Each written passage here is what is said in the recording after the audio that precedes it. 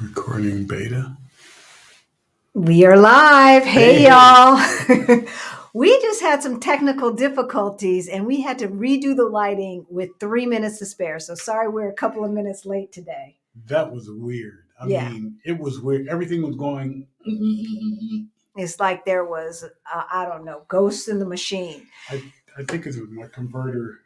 Yeah. Freaked out. Who knows? Who knows? But this is what happens. And so you just kind of have to roll with the punches, which kind of reminds us of, the type of personality it takes to move abroad. Because you can't, if you can't roll with the punches, Yeah, you might want to reconsider.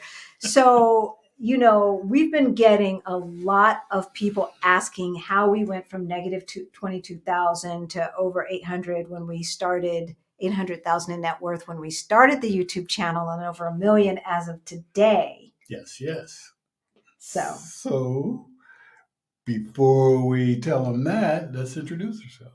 We can introduce ourselves, but I'm gonna give a spoiler alert.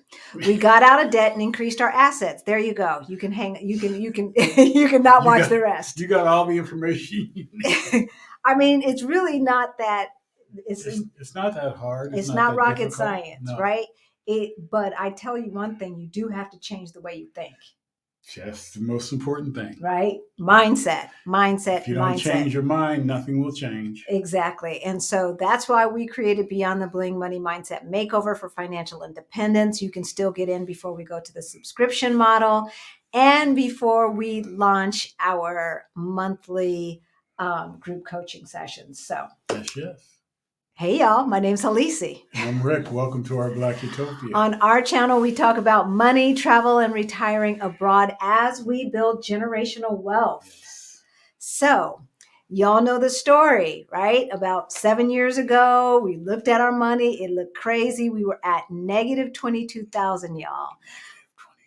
Yeah, and our savings was just kind of iffy. We were so close to retirement age, and we're like, oh my gosh, we forgot to plan. Yeah, we did. We weren't broke, though. We weren't broke, but it wasn't looking good. No. It was not looking good. So back in 2018, 2019, we got our financial act together and we went from negative 22,000 to over 1 million as of today. And we are going to tell you how we did it. Yes. All right. So, but first, if you are coming to the June meetup, yay! I hope you're coming here in June. That information is below. We still have some spots left on the boat trip and the party. We've got plenty of spaces. So hopefully you can get your tickets and get that done. Also, we have a Move to Portugal Summit coming up the first weekend in November. We are partnering with Blacksit Global and Krishan. So stay tuned for that information. Yes, definitely. Right? And I think that's it for now. So let's get to it. We broke these down into 7 distinct steps that we realized we did when we started out. I'm still worried about gremlins. He's still worried about his lights. I'm worried about making sure you get this information. So step 1, the first thing that we did is we downloaded, and some of y'all have heard this stuff before. I mean, this is definitely not rocket science. We downloaded 3 months of statements. And there's another way you can do this through Mint, by Intuit, the same people who do TurboTax and all of that. But I didn't know about that stuff. So I downloaded 3 months of our credit card statements, our bank statements, and all of that into Excel. I sorted to see how we were spending our money, like where was our money going and how much we were spending versus how much we were bringing in. You can see who has the brains in this family. No, I'm just the one who knows how to use Excel, and he pretends like he don't know how to use it. I really don't. That's what that's about.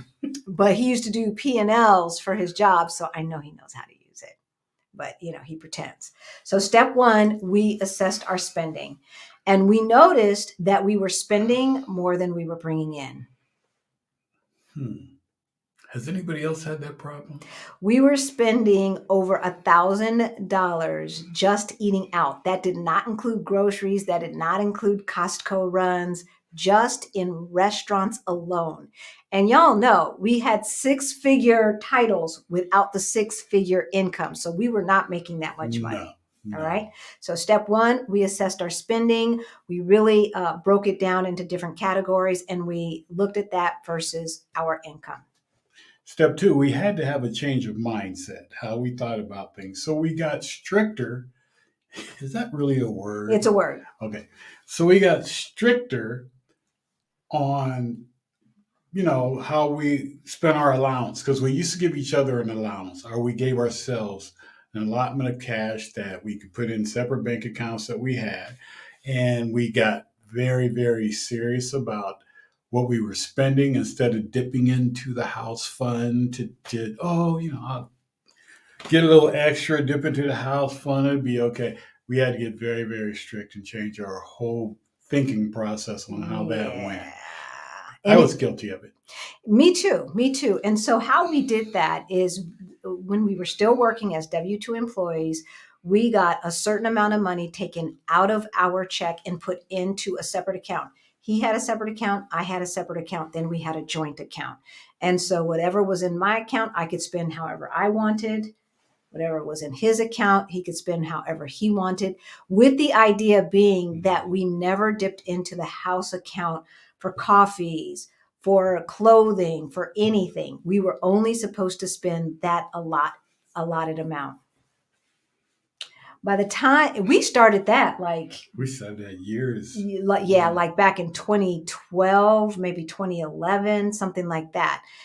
But we weren't as strict as we should have been with it. Right. So we changed our mind and said, look, we've got to stick to it because we need to do what was step number 3. And step number 3 was we created a plan to eliminate all of our credit card debt. Now, here's the thing.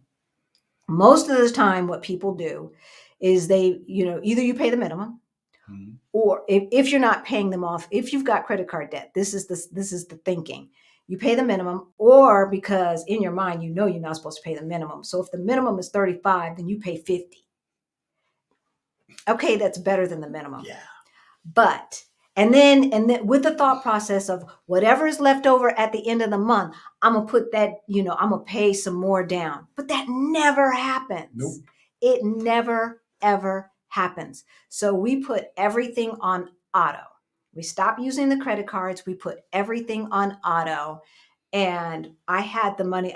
The way I attacked it was I don't know, there's the avalanche and the snowball method. And, I forget which one is which. But what I did, because I like short-term gain, I like short-term rewards. So I picked the smallest credit card and paid that off first. So all of the extra money from not going out to eat and all of that, I put towards the smallest one on auto. I think that's the snowball. I think it's snowball too. And then if I was putting down the $50 plus an extra $100, let's just say, to pay that one off, as soon as that was paid off, I kept the $50 on the second credit card, but then took that extra $150 and put that towards the second. And I put it all on automatic so that I did not have to think about, let me just, and go through all of that psychology. Mhm. So we actually used the first stimulus check.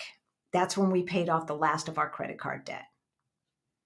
So instead of buying a new TV or whatever, I don't know what folks did with the stimulus check who didn't need it. We did not need it, but we liked it. They bought stuff. And we kept it.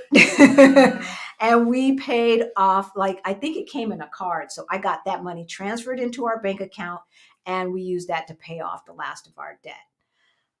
So step 1, we did an analyzation of our spending and our expenses. We found out we were spending more than we made. Step 2, we got stricter and we stuck to our allowance. Yes. Step 3, we put a plan in motion to pay off the credit card debt. Step 4, we increased our participation in tax advantage accounts. What is a tax advantage account? 401ks. That's one. So that's pre-tax money, but then also an IRA that can be after-tax money, still tax advantage because it can grow without you having to pay taxes on that growth. So you don't pay taxes on the growth until you start taking it out, right? Mhm. So we started increasing. Like, I remember you saying it was too late to start your 401k. Yeah, I Remember? did. I just felt it was. It's like, It's like, it's too late. It's too late. Well, I'm like, do it anyway, because even if it's just a couple of $1,000s, that's a couple of $1,000s that we don't have to pay taxes on until we start withdrawing it. And then at that point, we'll be at a lower income bracket. yes, But it blew up, it blew up. you know, seeing as though you only participated for what, 3 or 4 years? Yeah, It was like, not it very got up to long. It got up to 40,000. 40 grand. Yeah. Yeah, 40,000. Okay. So step 1, analyze spending and expenses. Step 2, stricter on our allowance. Step 3, eliminate credit card debt. 4, Increase increase participation in tax advantage accounts. accounts. Yes. So I started maxing out my IRA, and we started. Look, he started the 401k, and then, at the time, I don't think I had a 401k available when we first started doing that. But we started adding more and more and more money to the 401k. We're gonna get to that. Okay. Step 5, we switched from saving only. We had a lot of money just sitting there in those savings account before the interest rates went up, getting 0.00001% interest. So we stopped saving our after-tax money and we started investing our after-tax money. Mhm. So that big chunk of money that we had in the savings account, I put it all into a total stock market index fund. Mhm. So specifically VZROX or FZROX. I don't know why I always say V. Because you're thinking about Vanguard. I guess our Vanguard's not doing well. It's not doing well. But anyway, so switched from savings only with after-tax money to investing that money. And again, we put that on auto. So the money would go in from our check. Some would go into our checking account. Some would go into a savings account. And then I had money automatically taken out of our savings account every month to go into our brokerage account and get invested directly into whatever index fund we were investing in at the time. Yeah. Right? Step 6. Now, here's the hard part. By this time, all of our credit card debt was gone. Yay! We increased our savings and investing rate to 60 to 65% of our income. If you want to get to financial freedom, if you want to change your financial outlook, you have got to either make more money and at the same time decrease spending, because Definitely. sometimes folks make more money and they spend more money. and they spend more money. So I got some excess cash over here. It needs to be. I need that dealt Coach with. bag. That Coach bag's on sale. Anyway, so we were saving 60 to 65% of our income. We were making a bit more money by this time, but still not 6 figures. No. Not 6 figures, not neither one of us. Together, yes, but not either one of us. So 60 to 65% of our savings, and that was pre-tax money. That doesn't even include the extra money I was putting into the brokerage account. So I guess that's why I say 60 to 65%. Mhm. And then step 7, We bought a rental property. we bought a rental property. So going from negative 22,000 to over 800,000 in net worth, the biggest thing was getting rid of the debt. The second thing was increasing our assets. So not only did our pre-tax account and our brokerage account grow significantly, Yes. we also were then in a position, our debt to income ratio was so low by this time, we were in a position to go ahead and buy a rental property.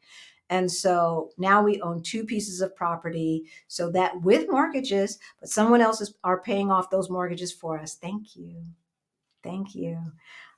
So those assets, the real estate assets, plus the assets in our investment accounts, yes. that's how we got. It's so simple. That's how we got from a negative number to a positive number, and then also to that growth number of 1 million. Easy peasy. Y'all can do it. Look, if we can do it, you can do it. And we noticed during the pandemic that we just didn't need as much stuff as we thought we needed. And so for us, it really was deciding that there was something that we wanted to do. And when we decided we were moving abroad, that made it even easier. Very easy. Right? We were Very tired of easy. work and they started trying to call us back to work and stuff. We're like, oh no, we're going to save even more money, right? So at that point, 50% of your income was going straight into the 401k. Straight into 401k. Yeah. That's how we roll. That's how we rolled. I had a big chunk of mine going out and then the other part going into our IRA. And not one time did it hurt. It did not hurt. Did not hurt at all. And plus, I guess it helped that, it was only takeout still in those days. I guess the restaurants kind of started opening. So we're going to say hello right quick. So that's it in a nutshell. If you guys have a few questions, we'll take a few questions for about 10 minutes, and then we're going to see y'all on Sunday. So let's see, Anita. Thank you. This is not a miracle. So she says, I can't wait to hear about this miracle. It was not a miracle. Definitely a blessing, right? But definitely not a miracle. The one thing that I have to say, folks, is there's a difference between net worth and cash, right? So net worth is simply assets minus liabilities. All right. So if you've got $50,000 worth of credit card debt, that's a liability. And so Right. Once you subtract that liability from what you have invested or from the worth of your house, that's how you can end up with a negative net worth. We also during that time saved up, 2 years worth of living expenses at the same time. That's how much less spending we were able to do and still be happy. Comfortable. I mean, I didn't want anything. I remember when we were in Nordstrom's and I saw those shoes and I was like, that's nice. That's nice. Hey, Agent Grateful. Hey, Anita, Valerina, Kay Stewart. New name? Cinnamon Kiss. Cinnamon Kiss. Welcome. Hey, Agent Grateful, and Krishan, Raquel. Good to see you, Venus. My stethoscope travels. Okay. Hey, Adelia. Hey, Adelia. Big Sis Tula. Yeah, we were broke. Hey. We were definitely broke. All right.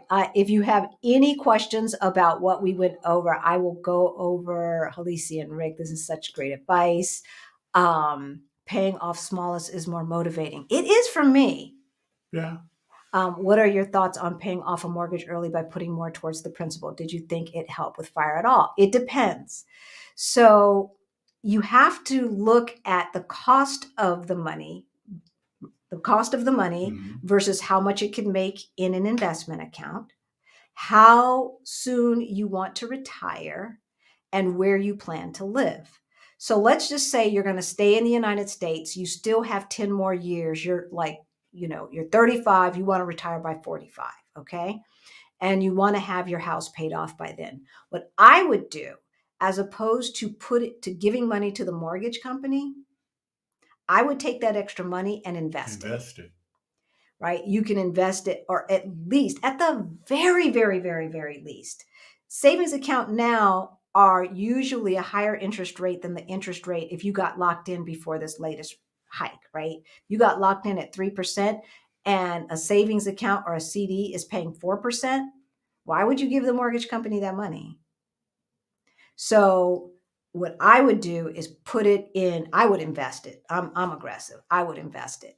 But if you're a little and you want to do CDs or something like that, as long as the interest rate is higher than the interest rate you're paying for the mortgage. Then at the end of 10 years, take all that money out. You don't have to take out the growth. Take all that money out and pay your house off. If you are not staying in the States, why pay it off? Why pay it off? That money should be invested. Let somebody else pay it off. If you're going to rent it out, if you've got equity in it, you're going to sell it. I wouldn't do it. But if you're staying, then you might want to pay it off. What's Black Women's Wealth? Did you stop using the credit cards while paying off the cards? No. Because we wanted the points. So the ones that had travel points, we would use, but we would pay off all of what we spent that month plus some. Mhm. So if we allotted $500 a month towards groceries and we put that 500 on a credit card with travel points, then we had already set aside that 500 to pay it off, plus the extra 150, 200 that I'm snowballing Right. to pay off the old debt.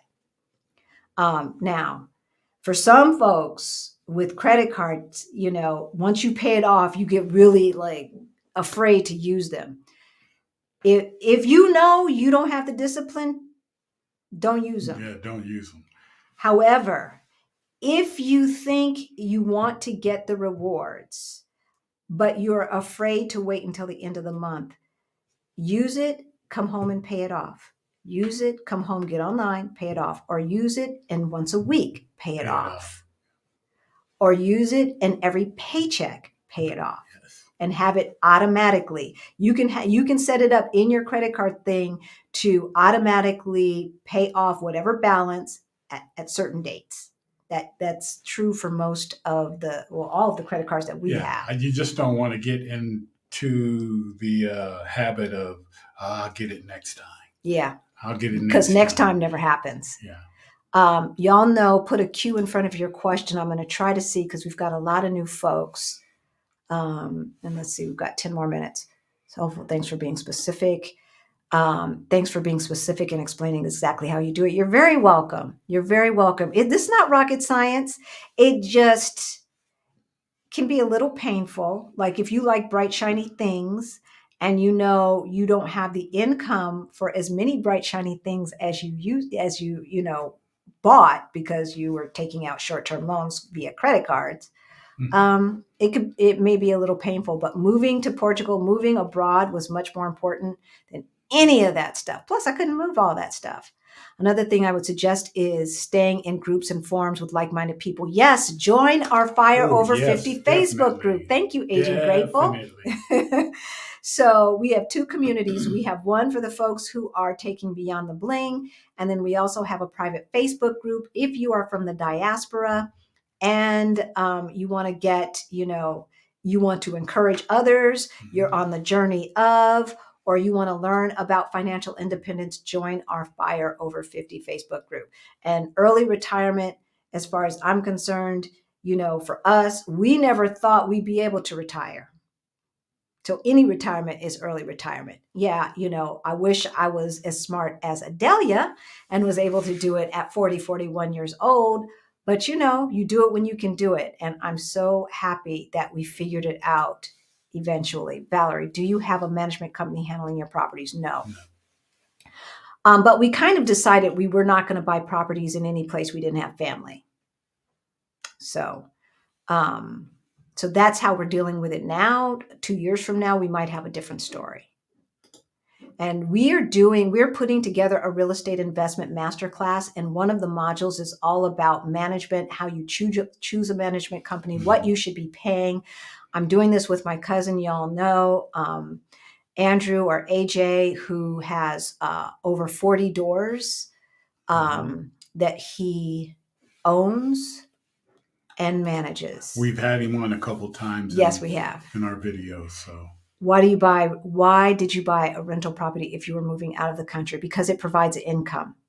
So the one thing about financial independence, you have to have income flow. And if you don't have a pension, right, which I don't have a pension and I'm too young for Social Security. So I need income. I need to, the easiest way to do this is to decide, okay, I want to move to Lisbon, or I want to move to Costa Rica, or I want to move to Kigali. How much money do you need coming in every month to live the life that you want to live? For us, it wasn't that much. Y'all know we live on about $2,600 per month, not euro, but dollars per month. And sometimes a little less, seldomly more, but sometimes more, especially if we have to get stuff for around the house that, pots and pans and things like that, which I'm still buying. So where's that $2,600 going to come from? If I can get, If the mortgage is 1,000, but I can get 2,000 for that rental property, there's 1,000 right there. Correct. Now I only have to worry about where the 1,600 is coming from. So to me, rental property is the fastest way to get to financial independence. Once you've saved up your healthy emergency fund, is, let's just say 100% of your money is going to come from rental income, and you buy a fourplex, you live in one while you're saving, right? Then you move out of the country. Now you've got all four rented out, and you need, 1,500 coming in for your income. Boom, there it is. You save 2 years. So in case one is one gets vacant, yeah. right? You've got enough money to carry it, to cover it, right? To do the maintenance, you've got enough money to do the background checks and all of that stuff. So that is why.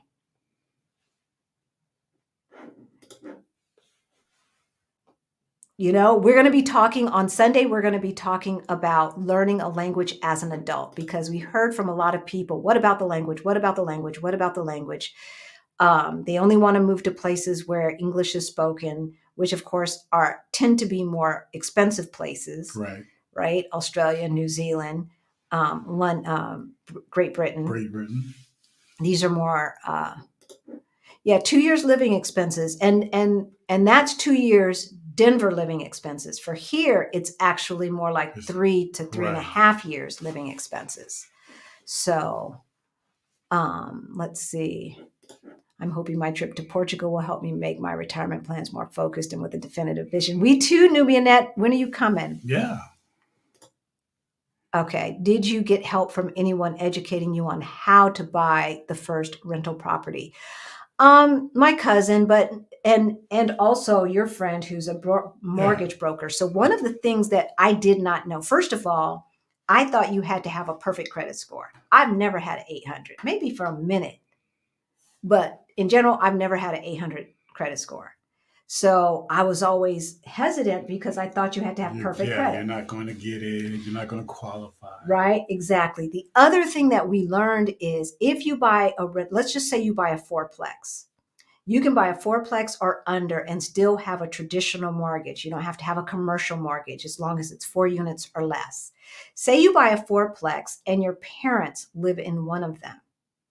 You can say the fourplex is a gift for your parents and get an FHA loan, which means only 3% down. Y'all hear that? Fourplexes, triplexes, duplexes are less money per square foot on average than a single family home. And you get 2 or 3 or 4 rents instead of one. And so once I learned that you could get an FHA loan, which means only 3% down, as long as one of your parents lives in one of the units or whatever, I was like, okay, what are we doing? Right. What are we doing? Yeah. Fortunately, we got a place under market value, and so we didn't have to put anything down. It has a lot of equity in it. Yeah, it has a lot of equity. So the money that we had set aside to buy the rental property, we actually didn't have to use, and that helped. That's why we have like 4 years living expenses as opposed to the 2, because we had saved money that we thought was allocated for something else.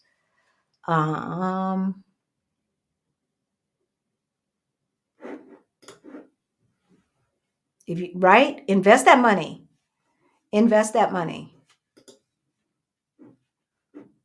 Thank you, Anita. Yes, hit the like button if you find this information helpful. We've got 2 more minutes, so let me try to get through these quickly. Was the Fidelity FCROX index the only one you focused on, or were there others? I think. Yeah, there were others. We did some Vanguard and then Charles Schwab, whatever their brand is, S&P 500 and stuff like that.